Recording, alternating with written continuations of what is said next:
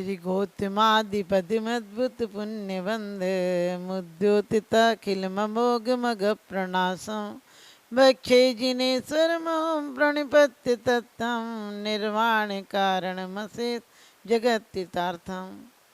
क्या कहा है? श्री गौतम आदि पद्मद्भुत पुण्य बंधम, जो गौतम आदि गणधर ने जिनके चरणों में बंधन किया है, जिनके कारण जो निर्वाण के कारण हैं, जगत को शांति देने वाले हैं, ऐसे जिनेन्द्र देव के चरणों में मैं मोक्ष पाने की इच्छा से नमस्कार करता हूँ। क्योंकि मोक्ष ही सर्वश्रेष्ठ सुख है। संसार में चाहे भोग भूमि के हों, चाहे चक्रवर्ती के सुख हों, चाहे कोई सुख हो, लेकिन वो सब सुख मोक्ष सुख के आगे कुछ भी नहीं है। क्योंकि वो जो सुख मिलते हैं हमको, संसारी प्राणी को, वो सुख मिलते हैं इंद्रियों के अधीन हैं, और इंद्रियों के अधीन सुख बहुत दुख देते हैं। क्योंकि कहा है दुखे अंतर तो दय, वो तो दुख से अंतरित ही हैं। पाप बीजे सुखे नास्ता, कहते पाप के बीज हैं और सुखों में आस्था करनी नहीं चाहिए, उससे सुख मिलता ही नहीं है। जहाँ बीज ही खराब होगा वहाँ सुख कहाँ से मिलेगा, वहाँ वृक्ष और फल कैसे आएगा।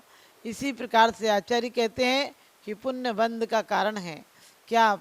भगवान के चरण, भगवान के चरण पुण्य बंध का कारण क्यों है? क्योंकि वो भव्य रूपी कमलों को विकसित करने के लिए हैं। उन्होंने कह दिया, कानों में जो भगवान के वचनों को सुनता है वो समझो कर्ण फूल की तरह अपने आप के कानों को पवित्र कर लेता है, और जो भगवान के वचनों को हृदय में धारण करता है वह समझो कि अपने कंठ की शोभा को धारण करता है। कंठ में हार भी क्या शोभा देगा, जो परमात्मा की भक्ति शोभा देती है। इसलिए कहा है पुण्य बंध के कारण है। आदमी पुण्य चाहता है कि कोई दान दे देंगे तो पुण्य हो जाएगा, कोई माला जप लेंगे तो पुण्य हो जाएगा, लेकिन आचार्य कहते हैं कि ये सब क्रियाएं नहीं, सिर्फ परमात्मा का स्मरण करो, उनके गुणानुवाद करो और उनके जैसा बनने की भावना भाव, क्योंकि वो भावना भी स्वर्ग और मोक्ष का कारण है और आगे चल के पुण्य बंध का कारण है। क्योंकि अभी हमारी वर्तमान पर्याय कितनी भी नहा लो धो लो, दुर्गंध दे असुचि मल की पिटारी, जो शुद्ध वस्तु जग में तन ने बिगाड़ी। क्यों क्रीम पाउडर लगा कर रे सजाता, ज्ञानी सदा तप तपा सुख शांति पाता।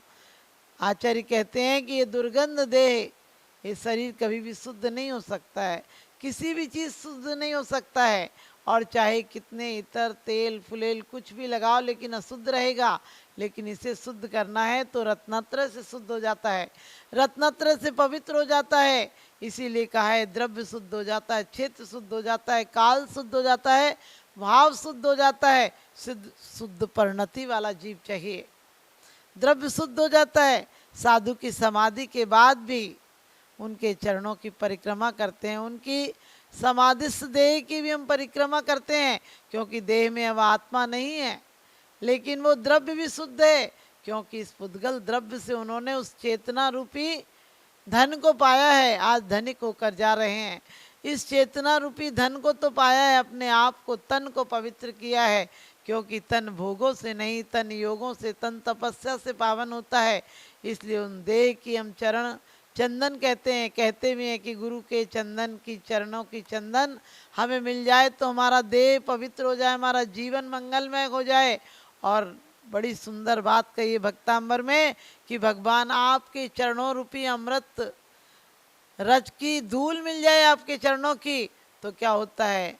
कहा है जन्म जन्म के पाप, ऐसे भयानक रोग जिन्होंने की, रोगों के कारण जिन्होंने लोगों ने जीने की आशा छोड़ दी है, ऐसे भी आपके चरण रूपी रज को, चरण की रज को कोई पाले तो दिग्ध देहा। कहते हैं वो कामदेव जैसा सुंदर हो जाता है, सर्व रोगों से रहित हो जाता है। और सर्व रोगों से रहित क्या हो जाता है? हमें वैसे भी बड़े रोग लगे हुए हैं। ये देह के रोग क्या मायना रखते हैं? हमारे अंदर काम के, क्रोध के, मान के, माया के, लोभ के और ईर्षा के, छल कपट के एक रोग नहीं। और रोगों से आज का आदमी ज़्यादा परेशान है। बाहर रोग तो कम होते हैं, लेकिन अंतरंग के रोग होते हैं तो बाहर के रोग दिखते हैं। जिस प्रकार से कोई रोगी व्यक्ति हो, उसका बोलचाल ठीक नहीं निकलता है। आप देखो तेज बुखार हो किसी को और वो बोलेगा तो उसकी बोली से झलकता है कि बहुत रोगी है। इसी प्रकार से आज जो द्वंद्व हैं घर में, परिवार में, समाज में, वो हमारे अंतरंग के रोगों का प्रतीक है। कि वास्तव में हम रोगी हैं, हम उपचार कराने आए हैं। मैं तो अनादि से रोगी हूँ, उपचार कराने आया हूँ। और कहते तुम सम बनने के लिए यह द्रव्य सजो कर लाया हूँ। भगवान तुम जैसा अब मुझे और कोई वैद्य नहीं मिला है। बड़ी अच्छी बात कही विसापहार में कि भगवान आप अकारण बंधु हो, आप ऐसे वैद्य हो जो कोई अपेक्षा से रहत हो, और आप पहले ही रोग को समाप्त कर देते हो। रोग आने के पहले आप लक्षणों से ही उसे पकड़ लेते हो। क्योंकि आज जितनी भी हमारी विभाव परिणतियाँ चल रही हैं, जितने कलेश हैं, जितने संक्लेश हैं, जितनी बीमारियां हैं, वो हमारी बीमारियां हमारे कर्मों के उदय से नहीं है, हमारी वर्तमान अवस्था में असावधानी के कारण है। क्योंकि हमें रोग बाहर से कम अंतरंग से ज़्यादा आते हैं। जब हम क्रोध करते हैं, जब मान करते हैं, जब हम ईर्ष्या करते हैं, छल कपट करते हैं, तो जो हमारे शरीर में प्राण वायु बहना चाहिए उसकी जगह हमारी रुकावट आ जाती है। क्रोध से हमारी ग्रंथियों में तनाव आ जाता है, और तनाव के कारण हम अनेक रोगों के शिकार हो जाते हैं। हमारा रक्त प्रवाह ठीक से नहीं हो पाता नाड़ियों में, और वो कहीं रुक कर कैंसर जैसी गांठें बन जाती हैं। इसलिए हमें रोगों से मुक्त होना है तो हमें किनके चरणों में जाना है? जो मुक्ति के कारण हैं जिनके चरण, और उनके चरणों की पूजा कैसे करना है? ऐसे नहीं कि मुट्ठी भर चावल ले गए और मंदिर में साथिया बनाया और स्वाहा स्वाहा की, कब पूजा हो गई कब खत्म हो गई आदमी को पता ही नहीं चलता है। जो पूजाएं याद होती हैं वो कब खत्म हो जाती हैं आदमी को कुछ पता नहीं चलता है। लेकिन आचार्य कहते हैं ऐसी पूजा नहीं करना है। उस पूज्यता के प्रति हमारी आत्मा तड़प उठे कि बस अब और कोई धन नहीं चाहिए, संपत्ति नहीं चाहिए, पद नहीं चाहिए, प्रतिष्ठा नहीं चाहिए, परिवार नहीं चाहिए। ये 5 चीज़ें आदमी छोड़ जाता है और उन्हीं को जोड़ता है, पद, प्रतिष्ठा, परिवार और प्रशंसा। और कहते प्रेम को चाहता है, लेकिन संसार में प्रेम होता ही नहीं है। जिसे परमात्मा से प्रेम हो उसे दुनिया का प्रेम मिलता है। उसे देवता छोड़ गणधर तक उनके चरणों में नमस्कार करते हैं। इसलिए हमें किनकी आराधना करना है? हम कभी भी द्रव्य से शुद्ध, परमात्मा का द्रव्य भी शुद्ध हो गया। लोग कहते हैं अरिहंत तो अभी सिद्ध नहीं हो, उनकी पूजा क्यों करें? आचार्य कहते हैं कि अरिहंत तो अरिहंत है, उन्होंने तो नष्ट कर दिया है मुख्य शत्रुओं को, 4 घातिया कर्मों को। लेकिन जो उनके मार्ग पर भी चल रहे हैं, जो उनकी भक्ति आराधना में उनके पथ पर चलकर समय दे रहे हैं, असंख्यात गुणी कर्मों की निर्जरा हो जाती है। एक असंयत की अपेक्षा संयत की हो जाती है, संयत की अपेक्षा देश संयत की और महाव्रती की श्रेणियों में असंख्यात गुणी निर्जरा हो जाती है। लेकिन हम ये विचार नहीं करते हैं कि हमें कैसा निर्जरा करना, और बंद करते रहते हैं और वहाँ जाकर और आश्रम कर लेते हैं, पुण्य आश्रम कर लेते हैं थोड़ा बहुत। लेकिन पुण्य आश्रम में यदि हमारी आकांक्षाएं होंगी तो हमें पाप की तरफ ले जाएंगी। इसलिए हमें क्या करना है? भगवान के चरणों में, क्योंकि भगवान के चरणों में गया हुआ जल भी गंधोदक हो जाता है, और अपन लोगों के सिर पर कुछ चला जाए जल तो नाली का पानी हो जाता है। हमें अपने जीवन को गंधोदक सा बनाना है। और क्या कहा है? भगवान का आह्वान करते हैं।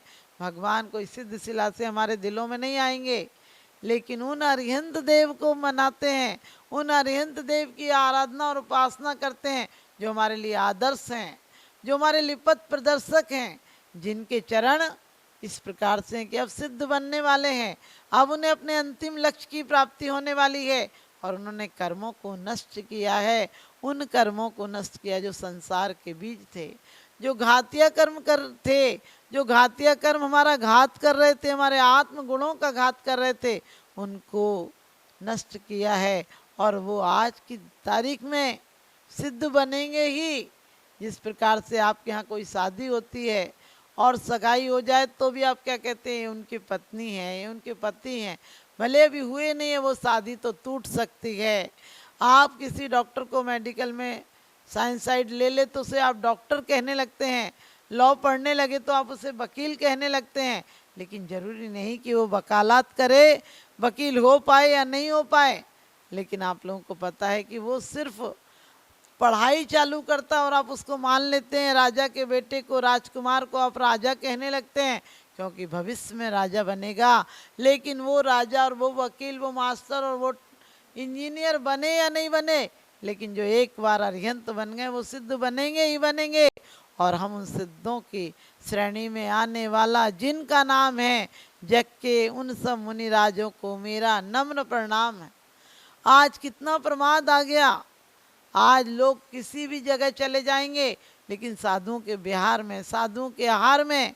एक वो जमाना था जब घर में एक साधु आ जाए, गांव में एक साधु आ जाए तो पूरा शहर उमड़ पड़ता था।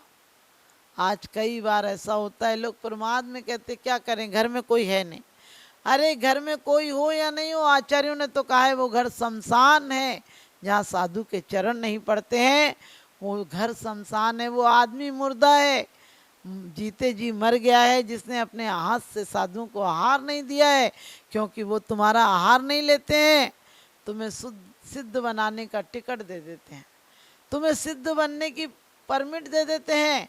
क्योंकि तुम्हारे मुट्ठी भर आहार से वो पूरे दिन सामायिक स्वाध्याय प्रतिक्रमण प्रायश्चित करेंगे, और उसका दशांश भी तुम्हें लगा तो तुम्हें तो फोकट में, तुम्हें तो ऐसे हो गया जैसे किसी ने तुम्हारी मिट्टी को सोना बना दिया हो, जिसने कंकड़ को हीरे बना दिया हो।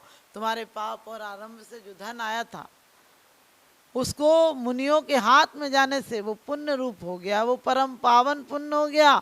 और कहते भी हैं जिसके घर में मुनि के आहार हो जाते हैं, रिद्धिधारी मुनियों के आहार हो जाते हैं, वो घर अपने आप में रत्न वृष्टि होने लगती है। आप सोचो मुनियों के पुण्य से नहीं होती है, लेकिन आपके पुण्य से, आपकी पवित्र भावना से हो जाती है। क्योंकि 24 घंटे में 23 घंटे साधु का हाथ ऊपर रहता है, आपका हाथ नीचे रहता है। लेकिन 1 घंटा ऐसा आता है जो मुनियों का हाथ नीचे और आपका हाथ ऊपर होता है।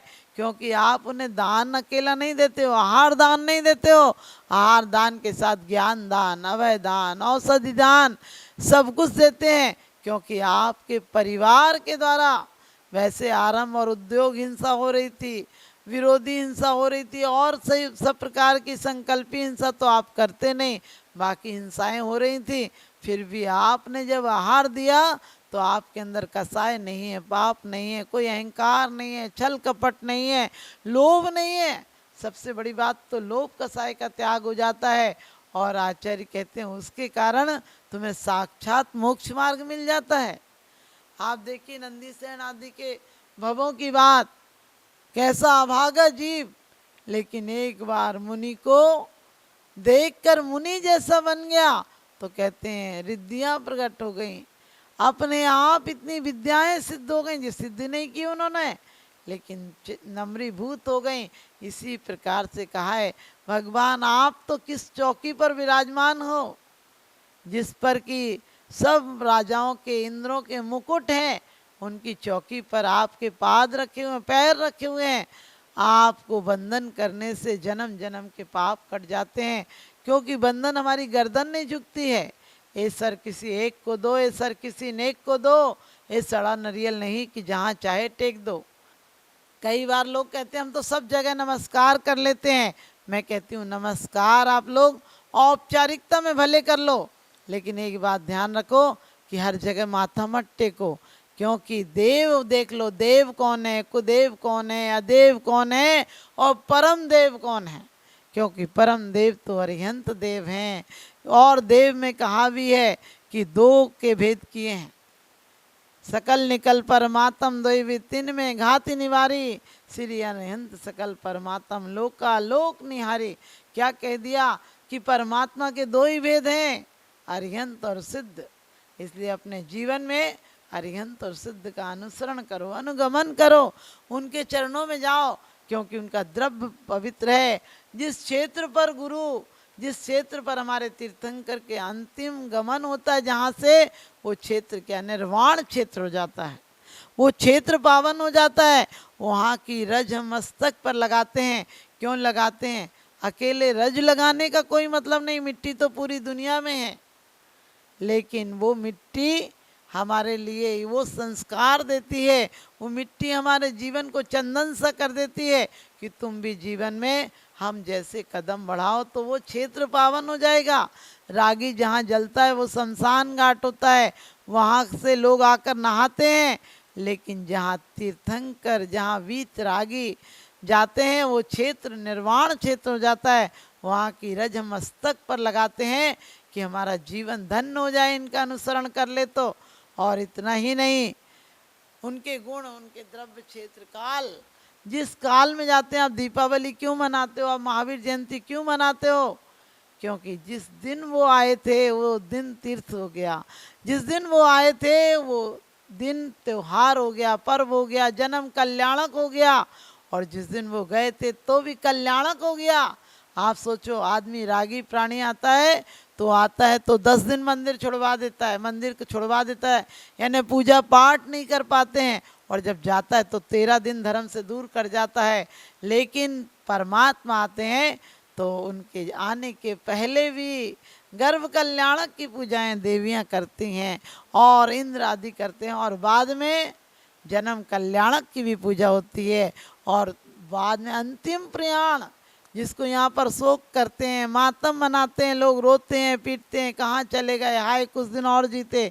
मैंने कहा क्या कर जाते, इतने दिन जीकर कुछ नहीं कर गए, और थोड़े दिन जी जाते तो और गंदगी बढ़ा जाते, लड़ाई झगड़ा बढ़ा जाते, कोर्ट कचहरी के केस बढ़ा जाते। क्या करता है आदमी, पैसे के नाम पर सिर्फ नोटों के बंडल छोड़ जाता है और वैर विरोध छोड़ जाता है, ईर्षा कलेश छोड़ जाता है। लेकिन यदि जीवन चंदन सा हो तो हम शुक्ल लेस्या को पाते हैं, शुभ विचार रखते हैं, और जहाँ जाते हैं शांत वातावरण हो जाता है। ऐसे अपने आप को, और तीर्थंकर जहाँ से जाते हैं वो तो निर्वाण कल्याणक हो जाता है, वो दिन भी पावन हो जाता है। हम लोग उस दिन पर सुबह सुबह लड्डू चढ़ाने जाते हैं, लेकिन लड्डू तो चढ़ा लेते हैं, अपने आत्मा का मोद कब पाएंगे इसका ख्याल नहीं ला पाते हैं। क्योंकि कहते हैं साथ साधु का हो तो सार दिखाई देता है, मिटती हुई मानवता का आकार दिखाई देता है। होली दिवाली दशहरे तो आते हैं चले जाते हैं, जिस नगर में हो आप तो हर दिन त्योहार दिखाई देता है, जिस नगर में हो आप तो हर दिन त्योहार दिखाई देता है। तो क्षेत्र भी शुद्ध हो जाता है, काल भी शुद्ध हो जाता है, और भाव तो जो मंदिर में चले जाओगे तो आपके भाव अलग होते हैं, ज्वारियों के अड्डे पर चले जाओ तो भाव अलग होते हैं, और शराबियों के यहाँ चले जाओ तो भाव अलग होते हैं। आज भी अपनी भावनाओं को आप देख सकते हैं। कोई पापी दुष्ट आदमी के सामने आता है तो आपको क्या लगता है कब चला जाए, कोई पापी आता है तो आप दूर होना चाहते हैं, और कोई पुण्यात्मा के पास जाकर, यदि आप भी पुण्यात्मा है तो आपका जाने का मन नहीं करता, उठने का मन नहीं करता है। और आजकल तो वर्तमान में हमने अपनी आने वाली पीढ़ी को पुण्यात्मा नहीं बनाया, धर्मात्मा नहीं बनाया, और उससे कभी ये नहीं सोचा वो परमात्मा बनेगा। उसे पुण्यात्मा बनाओ, धर्मात्मा बनाओ, और परमात्मा के चरणों में सिर्फ जवान से पूजा नहीं करो, जीवन को आमूल परिवर्तन करने के लिए पूजा करो। अपने आमूल परिवर्तन क्या करना है, जब हम जल चढ़ाते हैं, चंदन चढ़ाते हैं, अक्षत चढ़ाते हैं, पुष्प चढ़ाते हैं, हर द्रव्य अपने आप में एक बहुत बड़ा लॉजिक है कि क्यों चढ़ाना, क्या चढ़ाना, किस प्रकार से चढ़ाना, और चढ़ा के हमारे जीवन को महान बनाना है। लेकिन हम अपने जीवन को महान नहीं बना पा रहे हैं, वही कसाएं, वही वैर मनस, और वैसी ही परिणति जीवन हो जाता हमारा पूजा करते करते, लेकिन परिवर्तन कुछ नहीं आता है। कहते हैं शास्त्र पढ़े मालाएं फेरी, इस दिन रहा पुजारी, किंतु रहा जैसा का तैसा, मन न हुआ विकारी। 60 वर्ष की उम्र हो गई किंतु ज्ञान न जागा, सच तो ये कह देना होगा अब तक रहा भागा। उपासना करना है जो हमारे मोक्ष के कारण है, जो हमें समृद्धि के कारण है, सुख शांति के कारण है, और जो स्वर्ग और देवों की विभूति और बढ़िया से बढ़िया भोगों को देने वाले हैं। सिर्फ हम उनके चरणों में श्रद्धा से नमस्कार करें तो आप भी नमस्कार के योग हो जाओगे। आप इनका बंधन करोगे तो एक दिन आप भी अभिनंदन के योग हो जाओगे। तो हमें बाहर के अभिनंदन नहीं चाहिए, बाहर का बंधन नहीं चाहिए, आत्मबंधन के साथ साथ परमात्मा का बंधन करते हुए अपने आत्मगुणों की प्राप्ति चाहिए। आओ तो ऐसे आओ कि आना बाकी ना रहे, और जाओ तो ऐसे जाओ कि जाना बाकी ना रहे। तीर्थंकर आते हैं तो आखिरी बार आते हैं, जाते हैं तो आखिरी बार जाते हैं।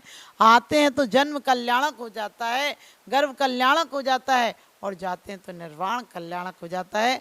आपके जीवन निर्वाह की तरफ चल रहा है, आप ढो रहे हैं बोझ की तरह, आपका जीवन निर्वाण की तरह जाए। आपके जीवन की लोग सराहना करें, आपके जीवन पर लोग अनुगमन करें, आपके पथ का अनुसरण करें, ऐसा आपका जीवन हो।